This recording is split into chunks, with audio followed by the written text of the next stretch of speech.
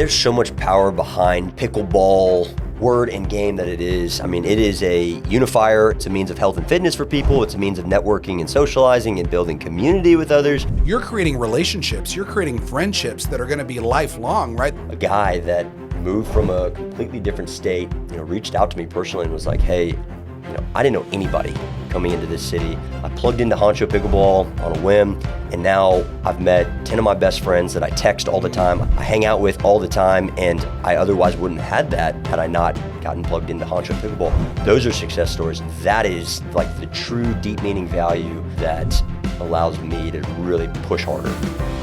Well, excellent. Well, today we've got Aaron Sunstrum, the founder and CEO of Honcho Pickleball League. And if you're anywhere adjacent to pickleball or single people sports, you've heard of Honcho because their invites are all over town. A buddy of mine owns Bumpy Pickle. I know a lot of people that are members at all the pickleball socials and things of that event. I myself utilize pickleball as a great first date resource in order to see, number one, how someone looks with no makeup, right? And number two, are they competitive? Are they active? Do they really give a shot? Do they have the ability to improve? And so for me, the number one way to meet single women is pickleball. I love it. I don't think that's any secret. But also, a number one way to meet other like-minded entrepreneurs that are very successful in corporate America that like to channel our competitive drive into something that we're passionate about that's other than just making money. I get to meet people like you, Aaron. So awesome, man. Good to have you on the podcast today. Thanks for having me. Good. So I took a look at your LinkedIn earlier, and I see that you graduated from A&M. You went to go work in financial services.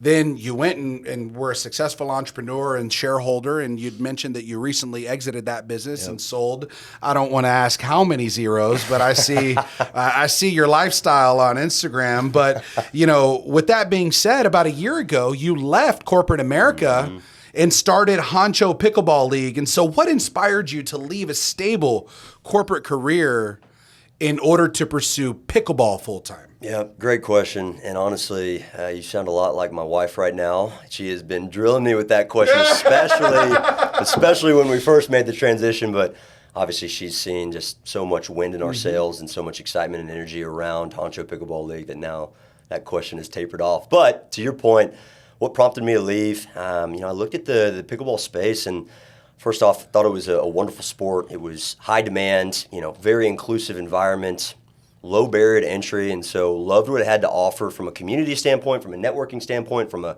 health and fitness standpoint. I was passionate about the sport, and so, took underway to dive into the pickleball space, saw that there was some monetization efforts that could be pursued, and decided to go do that. Yeah, without the capital intensity of starting a facility, right? I've looked at the pitch decks because people come at me because they want me to be an investor. They're like, "Oh, Jeremy, you love pickleball," but it's like, dude, $6 million, right? Steep. Let's start a business where we can leverage somebody else's infrastructure, and I've got the network, right? Let me drive the traffic. Let me drive the network. Let me drive the signups, and these purses don't need to be 10 grand, 20 grand for the winners, and so that leaves some good margin in there for 100%. you. Excellent, man. Well, it's been inspiring to me. Maybe you can get me to sponsor one of the events. Come on, we'd love Encore to. Search Partners, sponsors for Honcho Pickleball League. There you well, go. Excellent. Well, Sounds good. Yeah. So you and I actually share some good friends. So John Spates is one of my best friends. No Yeah. way. And I that's love the John. reason why I was I love introduced. John. Yeah, Okay. two single guys in Houston, we don't really go for the same girls, though, because if you like 6'5" and fit, you don't like 5'10" and not fit, right? So, but he's a good wingman for me. Dude, I love that guy. Number one, have you ever seen him on a dance floor? I have. At my wedding about 6 months ago. There we He go. was tearing it up, baby. That dude's Kept looking out into the crowd, and there he was. The whole crowd around him was. Thought this was my wedding. 100%. And then if I ever need a ringer for a co-ed pickleball game, I call Olivia Ernest. Yeah, I know Ernie. She's my ringer. She's been running in Honcho for a while. Ernie's a rock star. She's good. Excellent. She's great. Well, good. So we talk about starting it.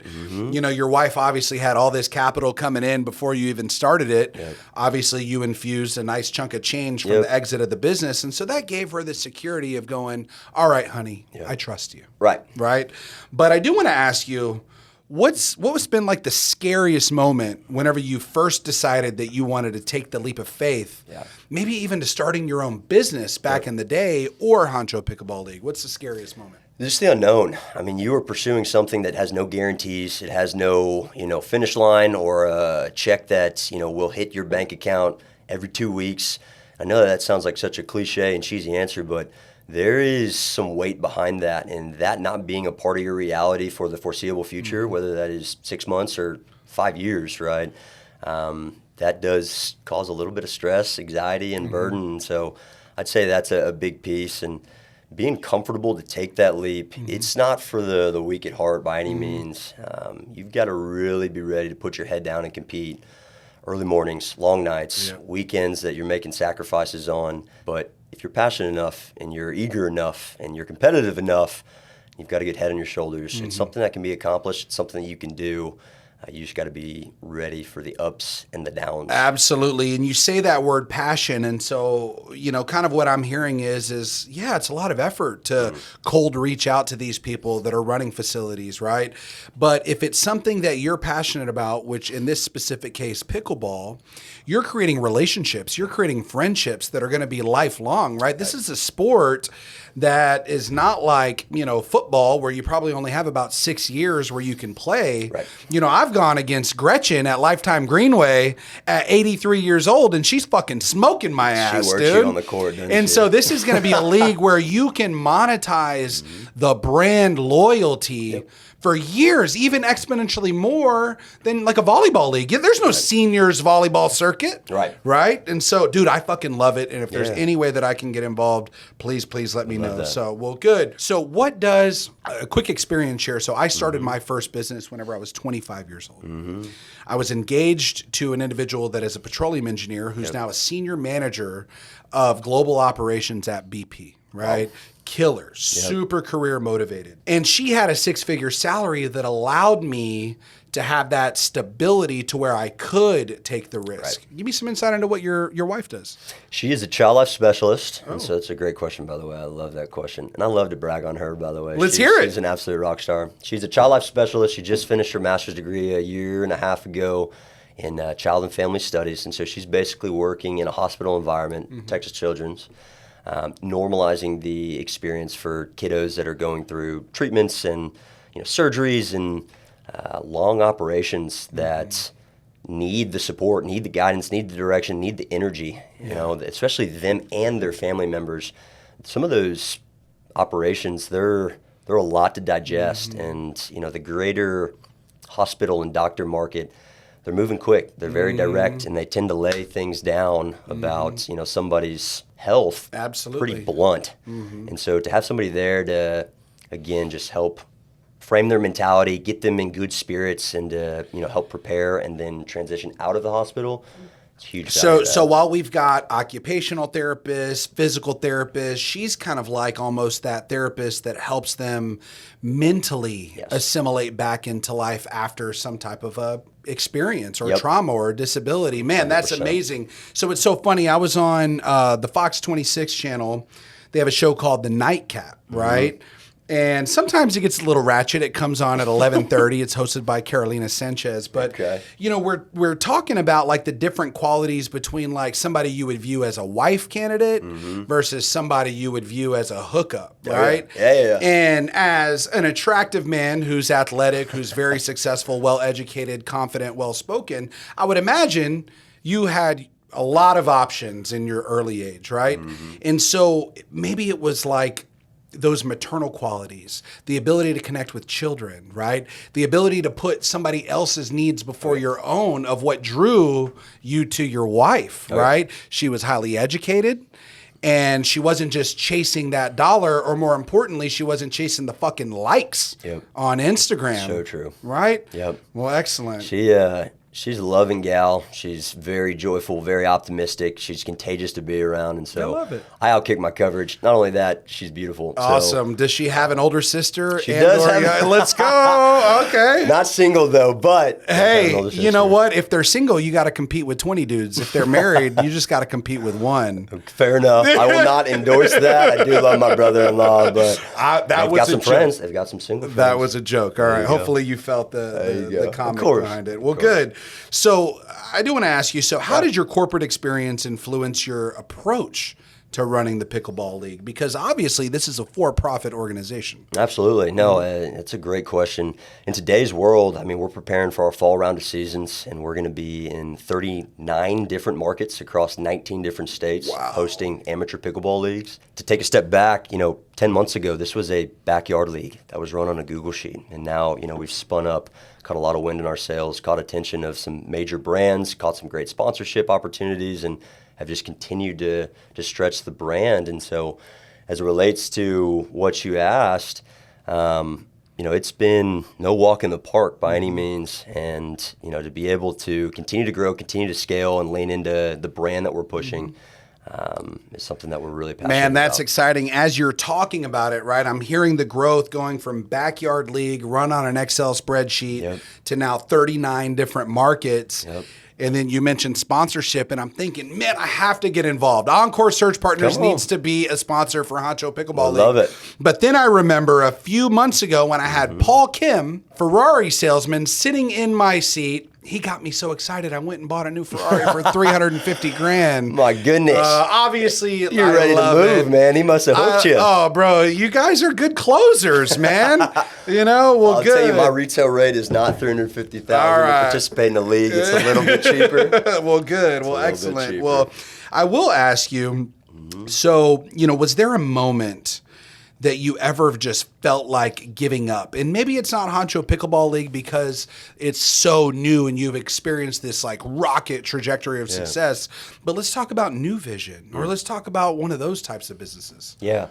So I guess question about wanting to give up, or question about where are we going? Let's talk about a time where you thought about giving up and then you decided to stick it out. Yeah.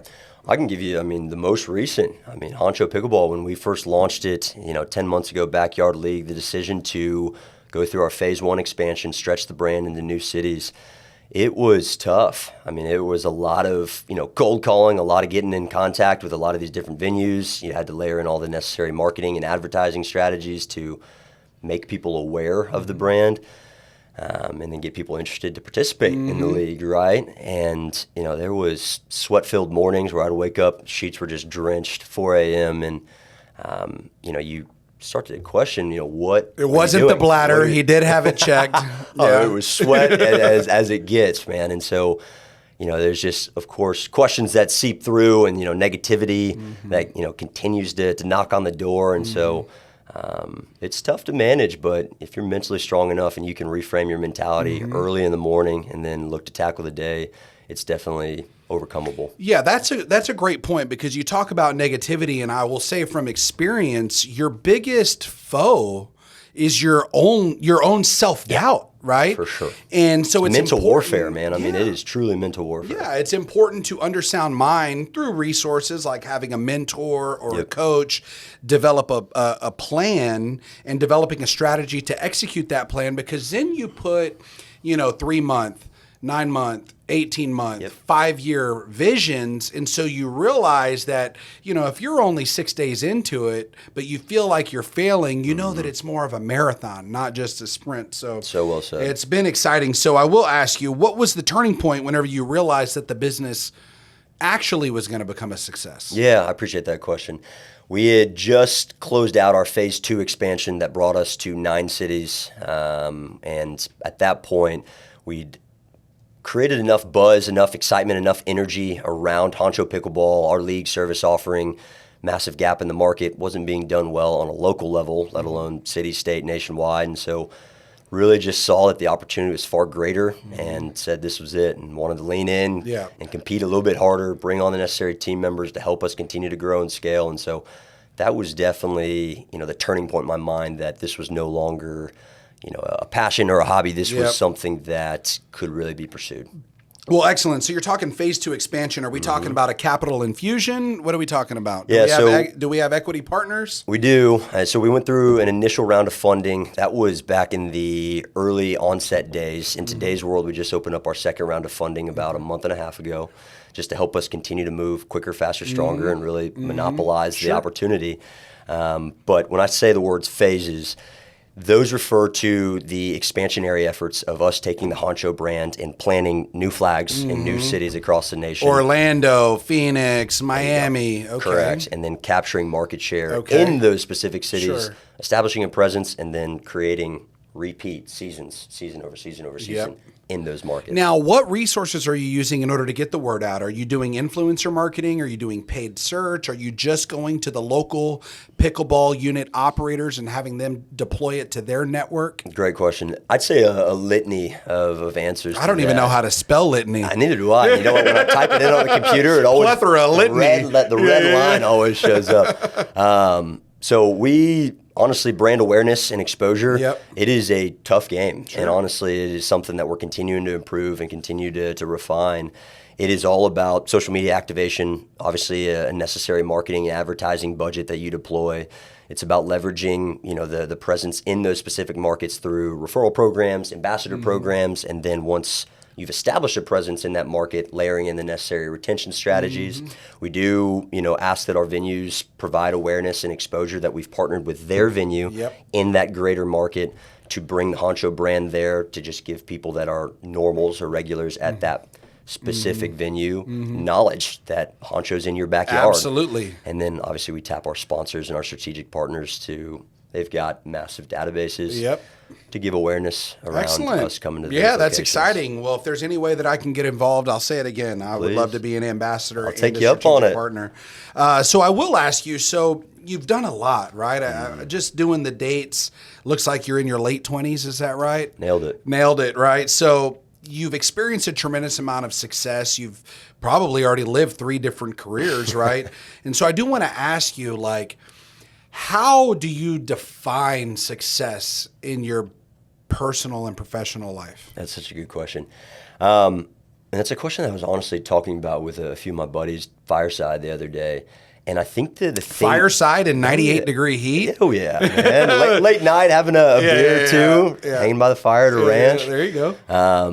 The thing that I think is my biggest means of inspiration and motivation, it's not about income, it's not about dollar signs, it's not about the P&L, right? I'm hungry and competitive to build a brand, to build value, deep value, long-lasting value that spreads across multiple verticals. And so for me, it is being able to present a brand that a lot of people affiliate with and they're interested in, and they're really excited and encouraged about value. That's the part that just gets my gears going. Well, it's funny that you talk about building a brand. Obviously I'm in a position to where I've built a 40-person company, right? And I think that a big reason why is I've really hyper-focused on that personal brand, right? To where, we placed a candidate Monday, and she told my recruiter, I'm not looking. The only reason why I replied and engaged with you is I've heard great things about Encore, and I know if you're representing a client, that it must be a great opportunity, Very right? nice. She also follows me on LinkedIn. She follows me on Instagram. So there's this brand credibility there. Period. It wasn't just some startup tech email blast company in San Francisco saying, hey, I've got a director of sales role, right? And so branding is so key. And it's so funny because about a year and a half ago, I met a young lady. Her name is Courtney Parrott, and she does business development for Modern Luxury in Houston Magazine. And so she's always inviting me to the influencer events and things of that nature. And she started to get me paid influencer events for Momentum BMW and several other resources. And it's I don't need the money, but it's kind of cool that I can monetize just my name. Right? And picking up a pickleball paddle and saying, hey, Jula is the shit, right? And then converting 150 new acquisitions to where one day I'm excited to see Honcho Pickleball on a shirt on a brand, on a pair of shoes, Yep. right? Absolutely. It's so funny. When I first got into pickleball last July, I was wearing some, like Yeezys, and the owner of Elite Pickleball was like, Jeremy, you gotta get some pickleball shoes. Time to level up. So I go home and I just Google like best pickleball shoes. Yep. And there's a CNET database or whatever that lists the top 10, and there were some Wilsons, and I was like, well, these say pickleball on them. Yep. So I'm just going to get these, right? And so it's funny. It's just a fucking tennis shoe. Yep. But it says pickleball on it, just like the same vitamins for men's vitamins and prenatal women's health. Yep. Well, guess what? The prenatal women's health ones are twice as expensive. Same fucking vitamins, Yep. right? And so it's all about branding. 100%. It's all about positioning. It's all about like lead conversion, not just leads in your funnel, because if you can't convert, then that's all capital that was wasted, right? And what 100%. I've found is it's brand trust. Yep. And credibility that are very, very important. So, dude, I love it, man. Awesome. I want an invite to one of these fireside ranches. Absolutely. I'll get you involved. Well, good. So what has been the most triumphant moment in your entire life so far? And I'm talking about life, right? Business, life, love, the pursuit of happiness. Yep. I got to say this, because wifey will be watching. Okay. Met her 6 years ago, and she put me through the ringer, man. She did not make it easy. Pursued her for a solid year. Love it. And then ended up giving me the green light. We dated for 4 years, engaged for a year, married recently. And so she's an absolute rock star, an absolute rock to my life. And so very fortunate to be in a relationship with her, be married to her. So the triumphant part, it sounds like, is it's not just putting the ring on her finger. Mm-mm. It was the year of the chase. And then when you finally got it, you said, man, I already know this is the one. Period. Oh, yeah, man. We were at it for a year. We were chit-chatting for a year. It was not easy. I love it. She made me go through the ups and downs. And so, she's awesome. She's so awesome. you ladies that I've been chit-chatting with for a whole year, right? And you're not giving me a chance, just know that true dreams can come true, according to Aaron. That's right. Well, good. Be persistent, baby. Excellent. Go after what you want. Awesome. So I do want to ask you, so obviously we had some haters, right? Mm-hmm. Whenever you were walking away from corporate America, probably your stepfather. Oh, yeah. Saying you're making a mistake, we're building something special. These shares are going to be worth exponentially worth more in 10 years. I don't know. I'm making that shit up. But I want to ask you, how do you deal with the criticism or the negativity from others? Yeah, surprisingly, my business partner, stepfather at that time, he actually was my biggest means of inspiration. Awesome. And the part that confused me is because we had built, a 100-person team. Love it. And we were really servicing clients at a high level, and it was something that was continuing to grow year over year. Yep. And so my decision to part ways there, he was my first means of inspiration. Well, of course, because he wanted your shares. No, it's because he loves me and he saw the opportunity. And so he said, put your head down and go after it, man. And so, that was great. But as it means to all the others that would say, what are you doing? Why are you pursuing this? Yeah. What are you chasing? Mm-hmm. You've got to be mentally strong. You've got to be able to field those. You've got to be able to smile through it. And you've got to be able to look past it and realize that there's an opportunity. You're pursuing that opportunity. Whether it compares to what you were previously doing or not, put that aside and really focus on what you are able to build and what you are moving down the path of being successful with. And so, man, I got tons of haymakers from all solicited and non-solicited individuals. Yeah. No, it's usually the non-solicited ones that we kind of, that hurt, right? Because whenever it's the solicited one, we take it a little bit more as like constructive criticism, good feedback, helping me identify potential roadblocks that I maybe didn't see, right? Because whenever we are passionate, we can get tunnel vision, right? And we ignore the red flags in business too. Yep. Well, good, man. That's exciting to hear. And so I do want to ask you, so what impact has the success of the league specifically had on your personal life? Yeah, that's a great question. And I would argue that success is relative, right? In 10 months, we've done a good job at planting flags and really making our brand the premier amateur pickleball community and experience in the greater pickleball space. But this is not where I want to be. I'm not comfortable, not content. We've got so much growth and aspirations that are still on the horizon. And so, we fully expect the brand to grow outside of just the single league administrator or league provider service offering into 8 different verticals. But that aside, as it relates to what it's done for my life, strangely, it has pulled me off of the pickleball court. What used to look like 3 to 4 times a week of playing pickleball, I'm strapped early mornings, late afternoons, and so that's tapered off to 1 time a week, maybe once every 2 weeks, which is so strange. You're not even drinking your own Kool-Aid, not even bro. drinking my own Kool-Aid. Yeah. I do get to play in the Honcho Advanced Houston League. Yeah. That was the core community that started everything, and so I do get to do that. But you're right, what's your I don't rating? get to play. I am on Duper, who is actually one of our strategic partners. Very, very, very proud to be partnered with them. Awesome. That's exciting, man. Huge. Yeah. Huge. I mean, they're a massive name in the pickleball space. I'm a 4.2. Okay. Which That's means gotta that hurt. on bad days, I'm a 3.75, and on good days, I'm a 4.5. So you are some 4.5 some days. There you go. Absolutely. So what's John? John thinks he's a 4.0. He's probably what, a 3.7? Off the record? Tell me. No, on the record. No, on the record. Let's get hear in it. trouble at 3.5. He's a freak athlete. Oh, 100%. He's And only been playing for like 2 years. And he plays once every 3 weeks. 100%. With how long He's he a volleyball is, player. Volleyball. And my goodness, I'll tell you this, he's humbled me on the opposite side of the net 100 times with beach volleyball. But pickleball, on the other hand, I've humbled him a few times. He's good, but he's long, and he could be very, very good if he played more. Yeah. Well, John is one of those guys that's good at everything he ever attempts. Natural. Right? But he's a little ADD like myself. And so he needs to have his finger in a ton of pots. He's a squirrel. Absolutely. He's a squirrel. Oh, we're all squirrels. In the best way. That's what makes everybody love him. Well, good. Well, excellent. And he's an amazing piano player, too. I don't even know if you knew that. Did not know that. No, 100%. Really? 100%. Good on the keys. Classically trained. Absolutely. Well, good. Well, so what advice would you give someone that might be afraid to leave their corporate job in order to pursue their passion? Yeah. It's a great question. And instead of giving you the hoorah that everybody wants to hear, I'm actually going to be the pessimist in this instance.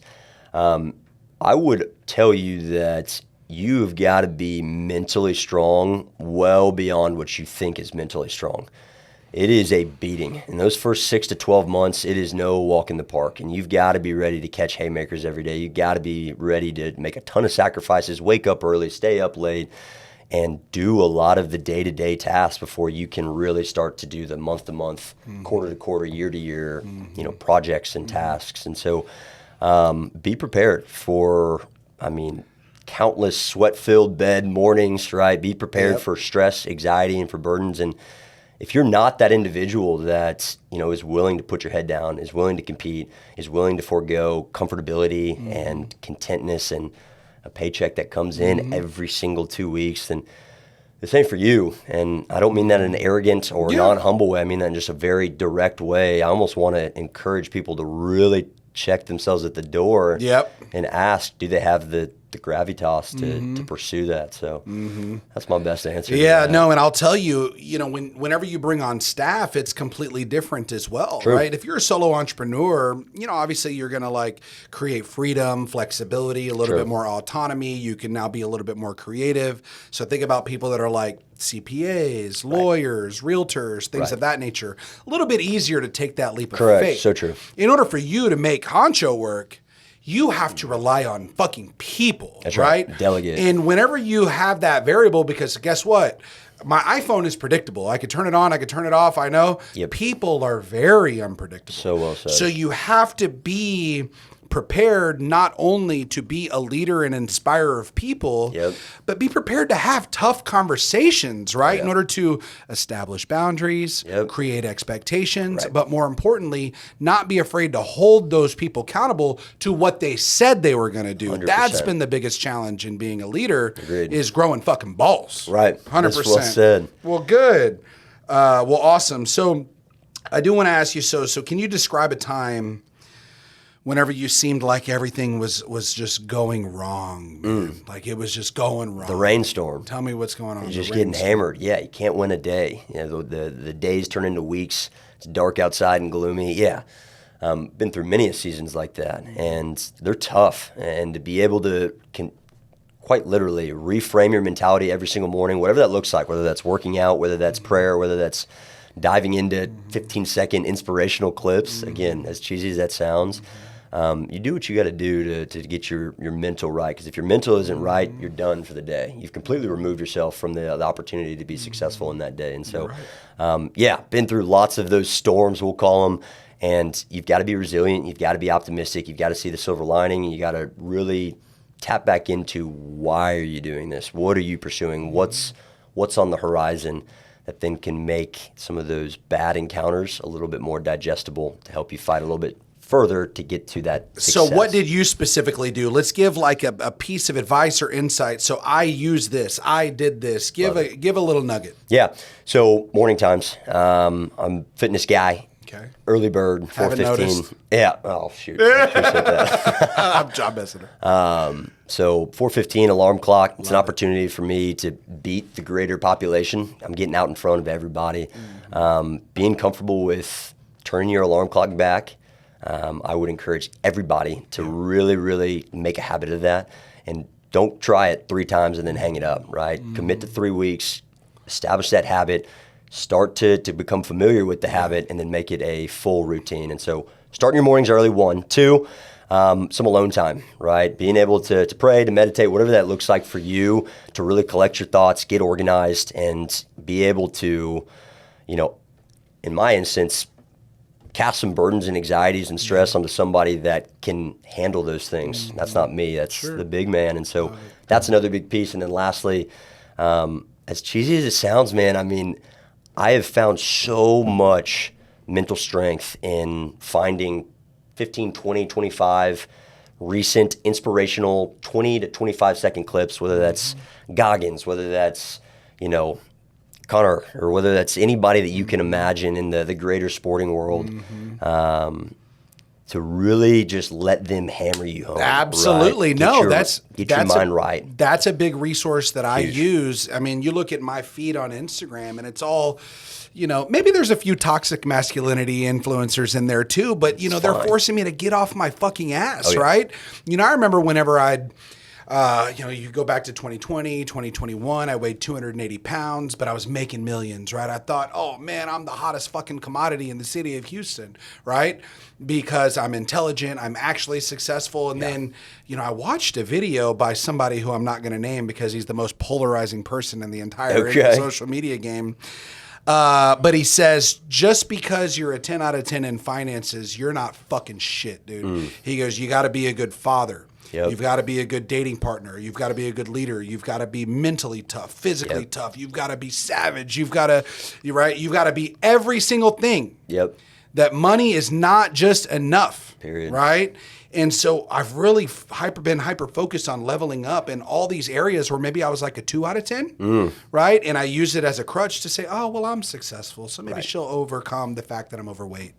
The fact that I'm balding, the fact that, maybe I'm partying 5-6 nights a week. And, that lends me to you saying, hey, look, I'm waking up at 4:15 because I was missioning to a young man the other day who was struggling to find the discipline to just hyper focus on his business. And I said, hey, man, look, when I was 26, right? If I would have been single and distracted by women, right, there's no way that I would have had the focus and discipline to just put my head down and focus on my business. And so I needed a woman to provide that emotional peace and that stability, not financially, but emotional. Love that. That way I didn't have to be on fucking social media swiping right, trying to get laid, that night. And it really was like finding a woman that could provide that grounding nature and peace that would allow me to hyper focus on my business. And so I'm glad that you found her 6 years ago, because it really seems like she was the catalyst that helped you process clarity in your own thoughts and what you wanted more of in life. For sure. That was more than just zeros in the bank, man. So agreed. Well said. Well, good. So awesome. Well, can you share a story about, the most surprising thing that you learned about yourself throughout your journey? Man, that's a tough one. That's a good one. I tend to be hypercritical of myself because I always believe that there's more that can be done. There's more that can be succeeded. And so I don't often, and even to your point earlier, my wife challenges me to sit back and reflect and look at some of the wins that have come along the process. And so, you know, I'd say in today's world, just having transitioned out of, you know, a means of comfort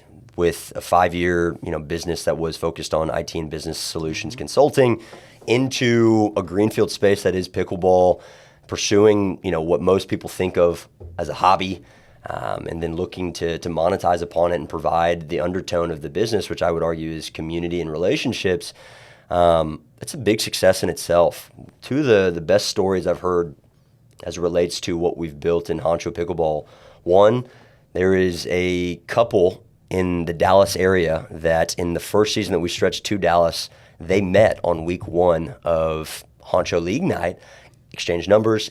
Fast forward to today, they're now 8 months into dating, right? Mm-hmm. Like that is very much so tangible, deep meaning value that is being driven from, you know, what is being built. Secondarily, a guy that moved from a completely different state into a state that a city that we were offering Honcho League play, you know, reached out to me personally and was like, hey, you know, I didn't know anybody coming into this city.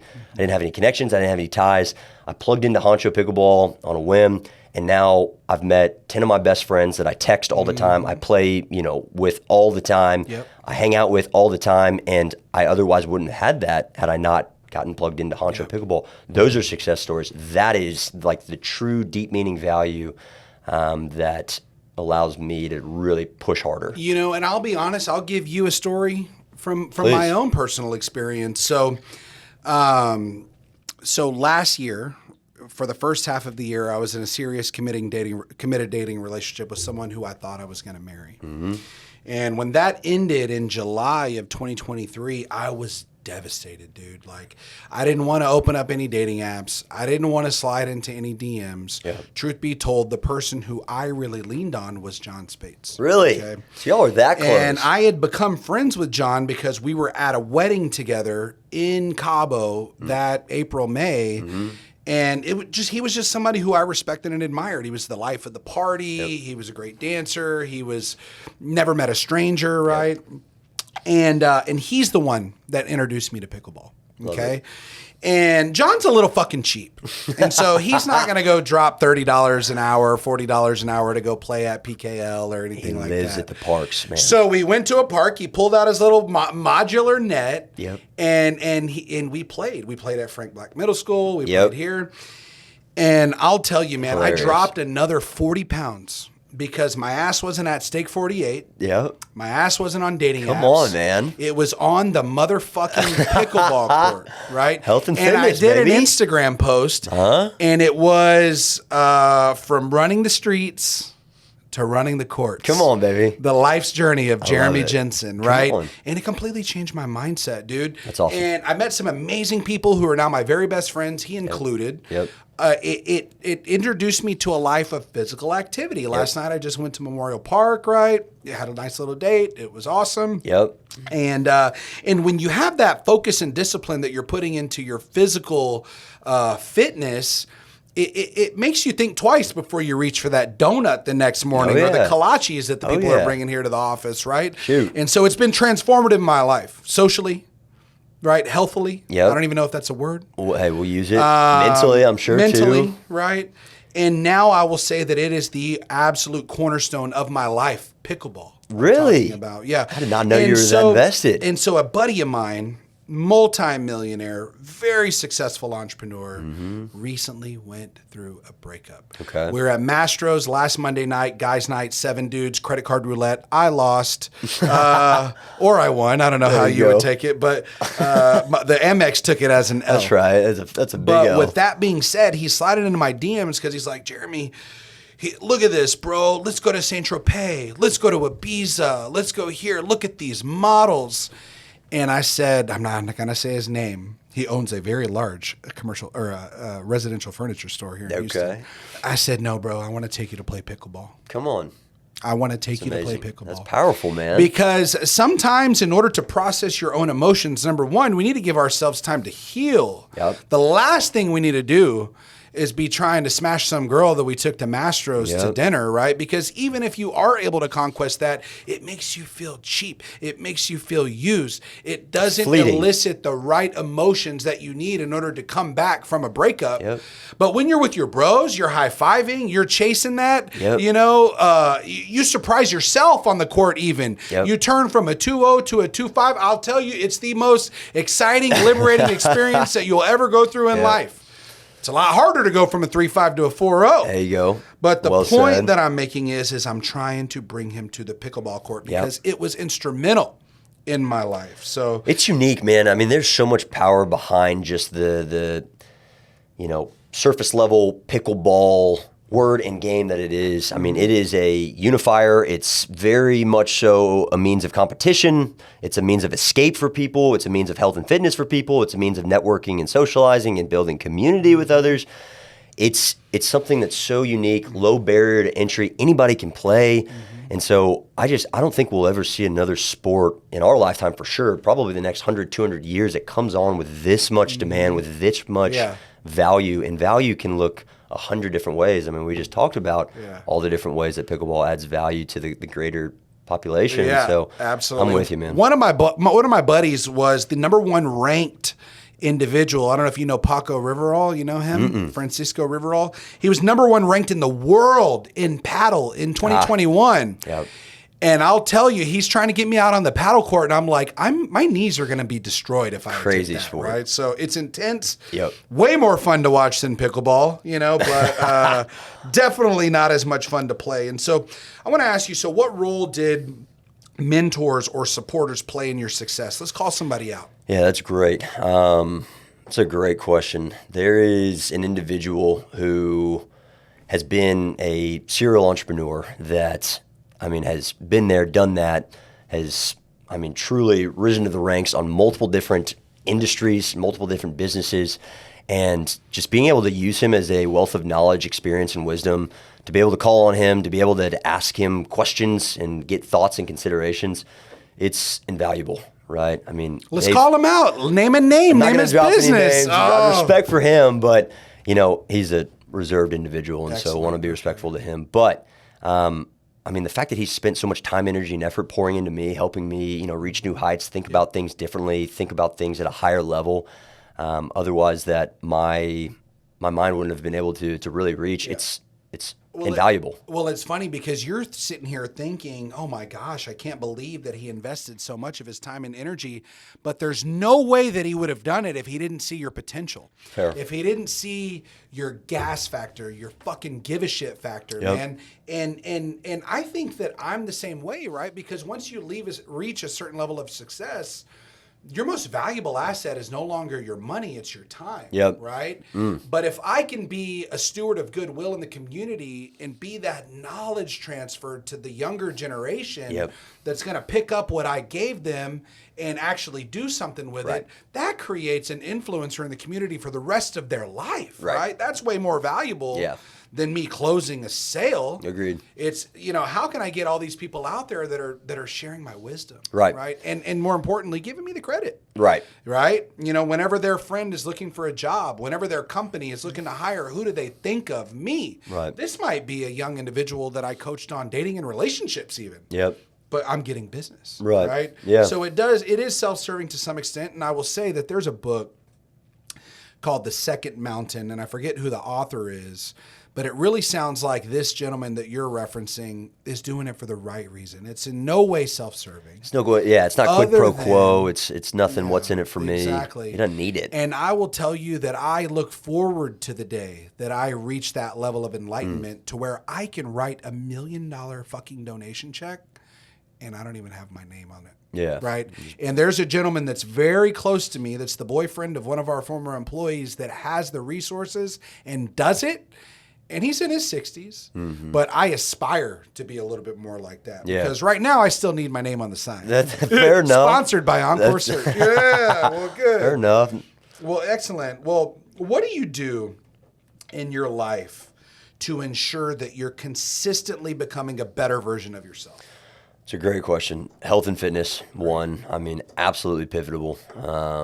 really making sure that I feel good, I look good. And I don't mean that in an audacious way. I mean that in a very matter-of-fact way. Looking good, truly. Taking pride in your appearance. Correct. Yeah. I mean, it's a means of inspiration to then 100%. go accomplish bigger and badder, right? I'd say health and fitness, big. 2, quiet time, very important, keeps the mental healthy. 3, the competitive aspect, man. What are you doing to out-compete somebody? What are you doing to differentiate yourself from somebody? Being able to do those things early and often in the mornings, I think that's hyper valuable. Yeah, So, it's funny that you mentioned the competitive component, right? Because if all you say is, I want to get rich, right? And there's a lot of young people that I want to be rich. Everybody says it, man. Right? And it's like, well, what is rich, right? Because rich to me is like, if you would have asked 22-year-old me, I would have said that I was rich 5 years ago. Yeah. Right? But once you reach that point, it's a moving target, right? Right. Because you level up the people that you associate with. Yeah. Right? And so like rich to me is 100 million. Yep. But when I have 100 million, rich to me is going to be 1 billion. Yeah. And so if you're constantly chasing a moving target, you're never happy. And so when you are competitive, it's important to find success Yep. in the small wins, right? Right. I want to open up Chicago. Yep. Right? That's my short-term goal. Who do I need to get? These are the best facilities. These are the people with the biggest networks. Yep. This is the local influencer. Oh man, 100%. I got Ben Johns to reshare one of my posts. Yours? No, but I'm just saying, imagine. like, that's a fucking W. You didn't Right. make any money from it 100%. yet. But the point is when you are competitive, you're ambitious, you're creative, you're innovative, and number one, you hold yourself accountable to achieve those near-term Right. goals. That's what fuels the success. 100%. And The you money said in it the best. bank is a byproduct. 100%. And honestly, it's something that I don't even focus on. It's not a means of interest for me. It doesn't wake me up in the morning, doesn't get me excited. It does for some people, but for me, it's, earlier what we talked about, building value, building a brand, building something that is greater than yourself, but then being able to look at the little wins and appreciate the little wins and realize what went into getting those little wins, and then how are you putting yourself in a position to go double those little wins, triple those little wins. Absolutely. And so I'd say biggest means of future success, similar to what we just talked about, is being able to be a sounding board and a means of guidance and direction for other individuals who are hungry and are ready to chase something different. I love that. Absolutely. Well, good. So what legacy do you hope to leave in life, right? You kind of just shared something that is somewhere Getting in that deep now, vein. huh? Let's go, man. You're 29 I years love old. it. It might change when you're 49 too. That's but right. Let's talk about it. Yeah. So biggest legacy, 2 things, and I think about this often. 1, I want to be known as the individual that's loyal. People can go to and they can know for a fact that there's, somebody that will be there to support them, to help, give any means of guidance and direction, but also just love on them. And so the loyalty component's big. The second piece from a legacy component is definitely building something that far outweighs yourself, and then again being somebody that people are inspired to talk to, people are eager to talk to learn, right, what that individual has done to be successful. I crave that. I love that, right? If there is a camera crew following you around every single day, what are you doing? How are you behaving? What are the things that you are going above and beyond with? And so, to land the plane on that, it really is about, can you be somebody that people strive to be? What are you willing to do to get to that point? And once you're at that point, how much are you willing to pour into the next person? Absolutely. A big pivotal moment, and you and I actually share quite a few sentiments with what you just shared. But, I lived a very selfish lifestyle for many years. And ultimately, I became divorced, and I made some real irreparable decisions that kind of contributed to that. Sure. And due to the work that I do with my life coach, I realized in an exercise that my why was really it was about my children, about creating young men of character and integrity that would just be good people, right? Good partners, good fathers, good sons, good brothers, good friends, great athletes, Stud right? athletes. Great at academics, fucking studs. And you talk about the camera crew, and that was the epiphany for me is this something that I would be proud to say or do in front of my children? And when that became the pivotal thing, right? And obviously you have your higher power that you answer to, and that's God, right? Yep. And that's certainly an area where I would like to improve in life. I had a meeting with my life coach this morning where awesome. I mentioned that, but that's really been kind of like what grounds me is my children, right? Yeah. Not just the little devil and the angel on the shoulders, right? But it's Caleb, Luke, and Daniel right there. So thank you for sharing that, Yeah, man. of course. Well, kind of like in closing, I do want to ask you, so what's next, right? What's exciting for you over the next 12 months? That's a great question. We want to take Honcho Pickleball to the moon. And I know that, again, sounds super Honcho cheesy. Dubai, That's get right. some sheiks out there, Oh, baby. yeah, man. Stretch outside of just the nation. See Love what it. other countries have to offer. But no, in the more immediate term, we are hungry, we're ambitious, we're aggressive, we're moving with speed, but moving with polish. We want to continue to plant flags in new cities, capture market share in each of those cities, and then open up our breadth of services to not just be a leagues business. The leagues business is just the hyper-scalable, acceleratable model to go plant flags in new cities, capture market share in those cities, and then use that data to then hopefully offer 8 different lines of Honcho branded pickleball-oriented services, tournaments, corporate and culture events, clinics and trainings, loyalty and subscription programs, e-commerce and merchandise. We really, really are eager and excited to expand into those additional service offerings where leagues is now just one of the things that the Honcho brand has to offer. So we're on our way. Awesome, man. Yeah. Well, thanks a lot for coming out Yeah. today. I'm sorry I sent you to the wrong building. Literally a hotel. Yeah, but you found it. I did. And I'm happy to say that I've got a new friend, man. Come on. Aaron Sunstrum, founder of Honcho Pickleball. Pleasure. Enjoyed it. Thanks, brother.